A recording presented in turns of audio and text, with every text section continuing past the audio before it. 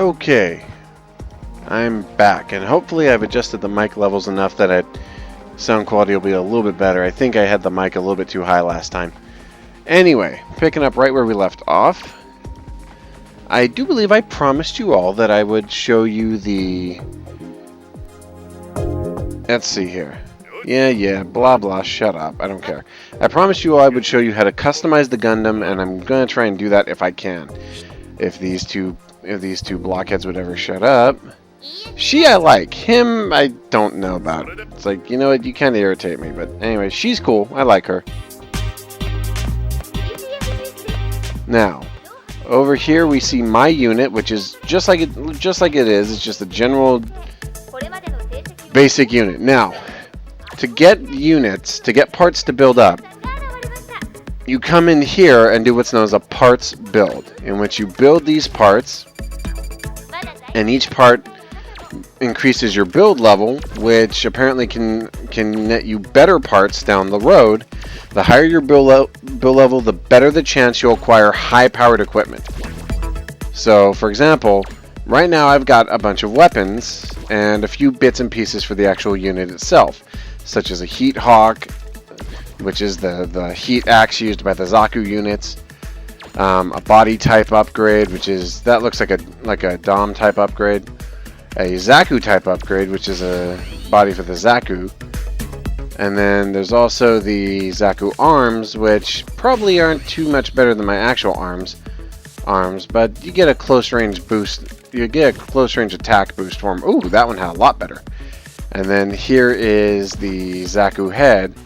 So, now that we've done that, we're going to go ahead and build our own Franken Gundam. Witness the power of the Franken Gundam. So, best body I can use is this one at the moment, which makes him look like a beefy motherfucker.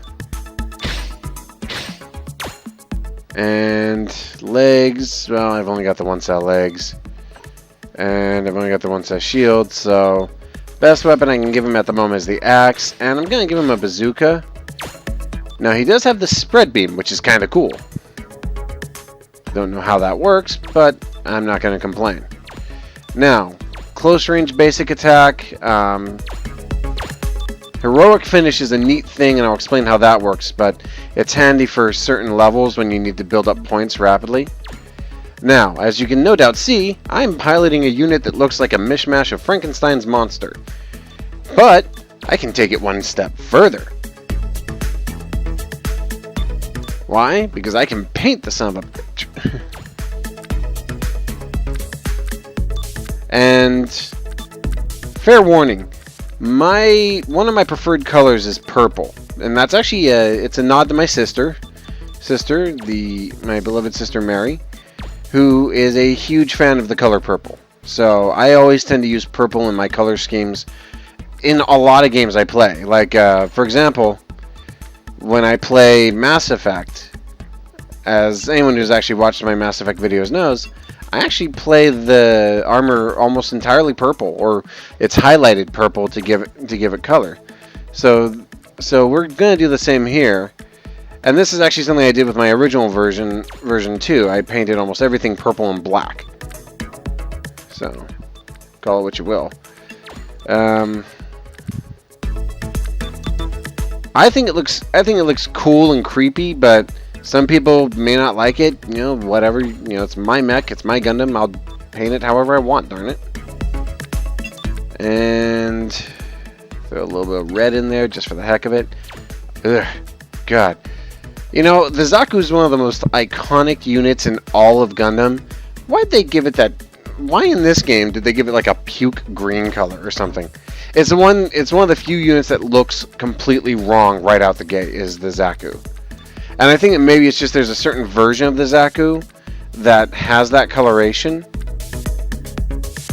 I think that might be part of it, but it's like, ugh, really? God, that's ugly on the eyes. But yeah, you can paint. You can actually repaint every unit, every piece of your Gundam. And you can also do something else that's really cool. You can pick up different parts. You can put a certain level of glossiness on it, or shading. And the more parts you get and the more advanced parts you pick up, pick up, the better they start to look, and you can actually add more effects like camouflage paint jobs, and there's even an option to add like gloss effects and crud to them, which is pretty neat. Different units actually have different special effects that you can add to them, different parts. So, for example, certain units might have a special glow effect or a part that, or a visual effect that you can activate that will give the unit a better appearance. So, we're gonna wrap up painting this guy, just make him all decked out in his purple appearance, and he's the flying purple people killer. And then we're gonna take him back out and see if we can't wreck the next level.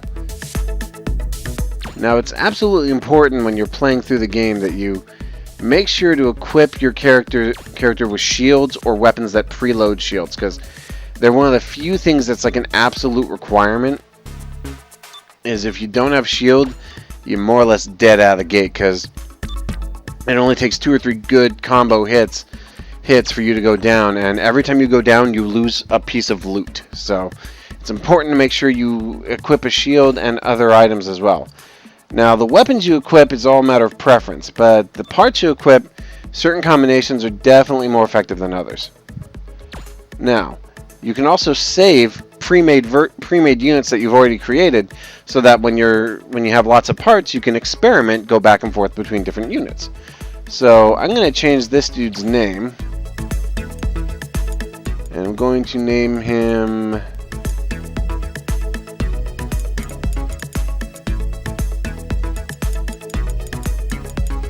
yeah, there we go.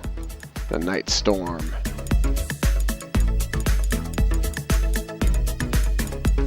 Truthfully, probably should paint them all black if I want to be authentic, but hey, I don't care. Alright, now let's save him. And nah, I'm not going to upload. This is just for me. You can actually upload your designs to Gundam Perfect Games, and I guess when this first came out, they were actually having a contest about who could create the best Gundam.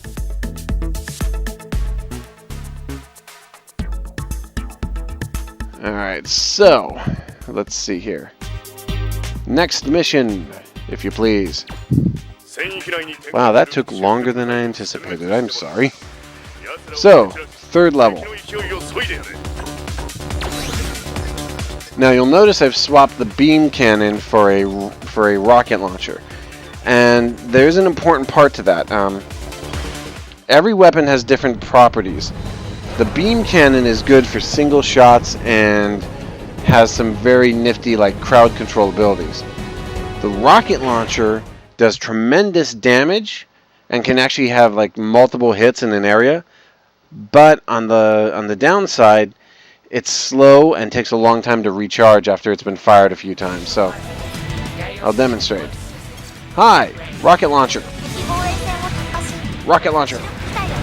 Rocket launcher. Now, as I said, I happen to have the battle axe. When you're equipping certain parts, you have special moves. There's the heroic finish. Now, what the heroic finish does is when you get points, like the 4,000, 8,000 you saw at the bottom, if you activate heroic finish, it gives you a bonus to those points, a big bonus as a matter of fact. It doubles them instantaneously. And certain levels, you get bonus points and equipment for completing the level with a certain point total. So it's important to make sure that you've got those points going on. Now, I'm going to try and take this guy down from a distance with my missile launcher. Now, early on, the missile launcher makes a great standard weapon because it has good blocking ability. It like stuns your opponents and knocks them all down. Gives you time to like line up a big hit with the axe. But later on, certain weapons will overpower it. In particular, certain rapid fire weapons just render it completely useless. Now you can see the big guy? He's using what's known as master grade parts. Now the units I'm piloting are equipped with what's known as high grade parts, which are the just one step above normal grade, which is which is, it's basically good quality, but, every grade above that is a bigger and more impressive version, more detailed, so to speak. I'm completely trashing you guys, because high-end or not, you're still sucking. But the master grade parts are generally bigger and more powerful, and you only get them after level 59, so. I mean, you might get really lucky and pick one or two up early on in the game, but you really don't start to see them until later.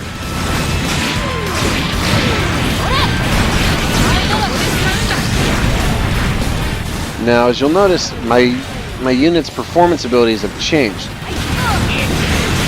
It's still as fast as before, but now it's a lot more durable, and it can take these guys down in usually one hit. You'll also notice that the enemy variety is getting a lot more varied and a lot more diverse, because as the game goes on, you'll begin to see like units that are a mishmash of other weapons, as if you were fighting real people, even in single player. And this is one of the best things about this game, is how well it sort of simulates an online experience without actually having to go through all the crap of an online experience. Like, get out of my way. There we go. Recharge. Now, there is a third category of special attack. It's the support ability. And what it does is it instantly recharges you and your team's health in one way or another. Or, alternatively, there are cases in which it will do a special feature. For example, if you're piloting a Unicorn Gundam, it will actually activate the NT Destroy mode. If you're equipped with the Destroy mode version, that I should point out. There's actually two versions of certain units. Like the Gundam has Destroy mode and regular mode. And the Destroy mode actually has a special ability to unleash its Destroy mode powers. I think they're the only ones that really do, though.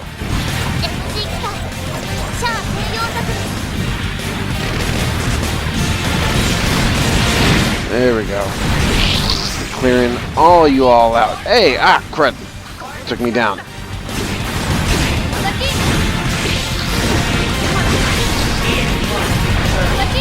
And is that all of them? Yeah, that's all of them. Now,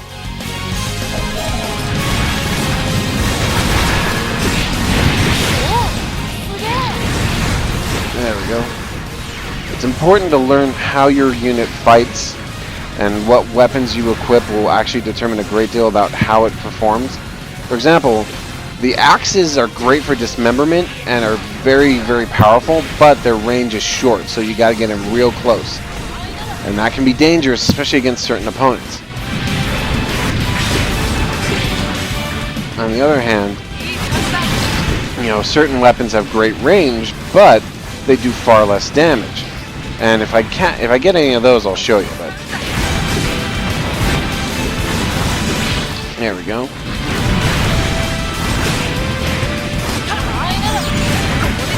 Now see, that guy's taking 200 points a hit, and I would expect it to do more, so kind of disappointed in that, but that's okay. Now, our first battle with a true boss, the RGM. Basically, this is sort of the real first test of your abilities. You get your first battle with a real heavy hitter.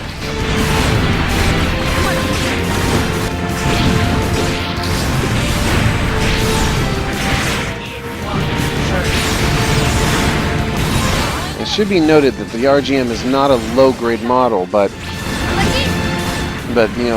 this is just sort of a warm-up fight. Get you ready for the real deal. He can hurt you, and he can definitely stun you, but he won't. But you'll face enemies that make him seem completely irrelevant. Well before it's all said and done. All right, I think that's it. Yep, that's it. And that's the third tutorial mission all wrapped up. So let's get out of here. Alright, so that wraps up that. Now, here is where the heroic finish and the point system comes in. Many of the missions have what's known as a normal clear level, a norma cleared as they call it. And it's the baseline level you have to beat to unlock all parts on that level. So for example, I beat it with normal cleared well above normal grade thanks to the heroic finish. And I unlocked certain parts as a result. And I also got an OS version up because I got lots and lots and lots of points. Plus I got another close range attack. Not sure what, but I got another close range attack. Now you'll note that I've got new parts, but I've also picked up some duplicates. And this is something I didn't understand the first time I played through the game. I got tons of duplicates, had no clue what to do with like 90% of them. Now, unless a duplicate looks like it's going to outclass what you've already got, you can actually do two things. You can either sell it immediately or keep it and sell it later. I tend to sell immediately if I'm not going to use it, because that just gives you cash, which you can use to buy better units down the road, and being able to buy those high-end units later on can really save your bacon in certain battles. Especially because some of the units carry on their special attacks from the shows, like the certain units in the Gundam Seed and the Gundam Unicorn series carry on the combat abilities of their actual show. So anyway, gonna stop it here, and gonna stop here and then we'll come back to it later. But basically we're gonna go ahead and continue this next time. We'll go ahead and upgrade our Gundam a bit more. Maybe hit up the Pro Shop in a few episodes, see if there's anything interesting to pick up. And next time we'll go and face our first real challenge. I'm the Mega Mat Cat, and this has been Gundam Breaker. Next time we destroy the huge Gundam. See you then.